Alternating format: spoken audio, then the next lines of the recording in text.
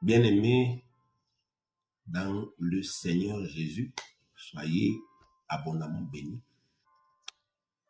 Cela fait quelques semaines, notre programme Lumière dans les ténèbres a été interrompu et pour des raisons qui étaient indépendantes de notre volonté, mais par la grâce de Dieu aujourd'hui, nous pouvons poursuivre ce programme. Vous savez bien, mais lorsque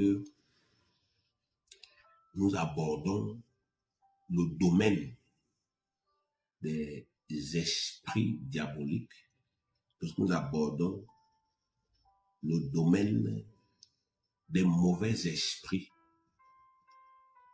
nous ne pouvons ne pas faire l'objet d'interférences spirituelles.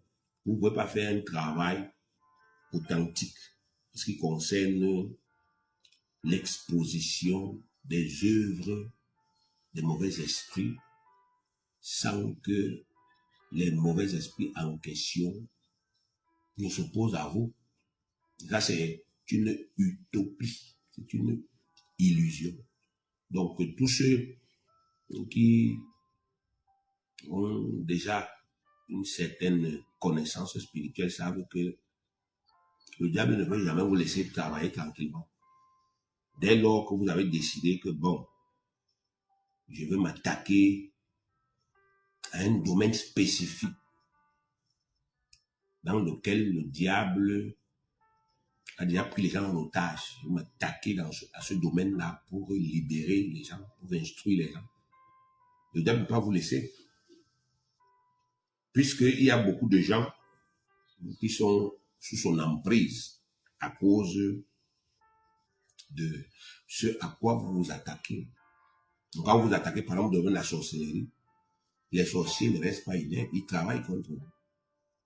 Quand vous vous attaquez au domaine, n'est-ce pas, de la magie, les magiciens réagissent.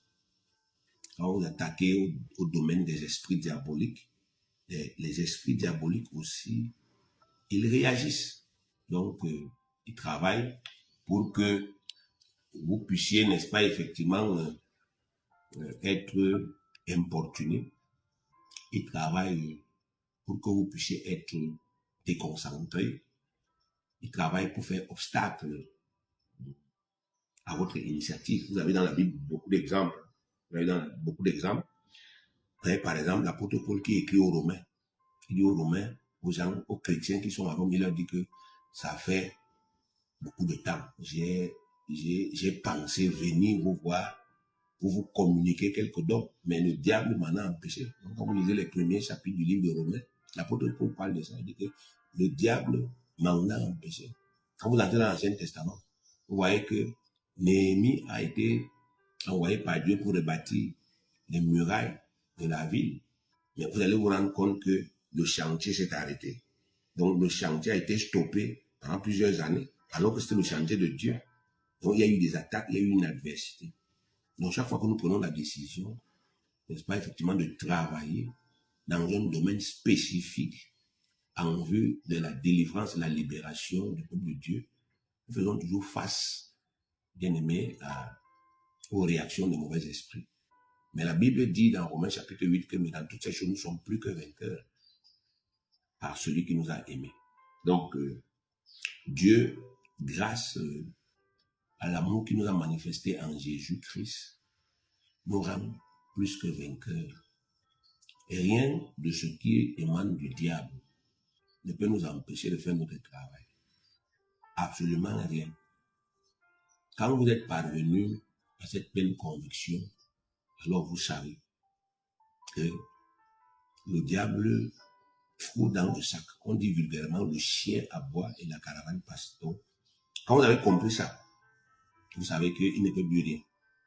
Et au lieu de vous lamenter, au lieu de vous plaindre, lorsqu'il